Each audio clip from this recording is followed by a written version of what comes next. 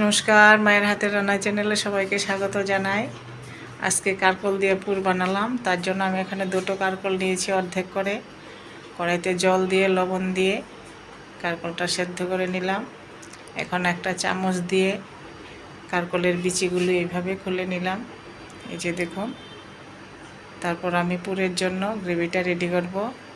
তার জন্য এখানে আমি নিয়েছি 2 চামচ বেসন, 2 চামচ ময়দা, হলুদ, স্বাদমতো লবণ নিয়ে এইভাবে গ্রেভিটা রেডি করে রেখেছি।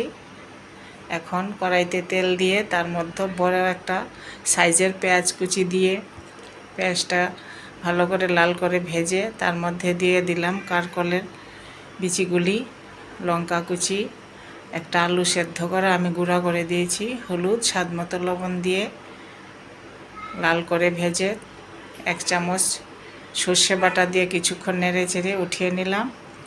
হয়ে গেল আমার পুরটা রেডি।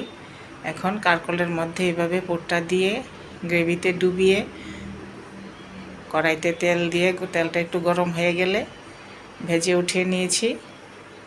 হয়ে গেল আমার কারকলের পুর। গরম ভাতের সাথে আপনারা ট্রাই করে দেখবেন। রেসিপিটি ভালো লাগলে লাইক শেয়ার করবেন এবং চ্যানেলটি সাবস্ক্রাইব করবেন।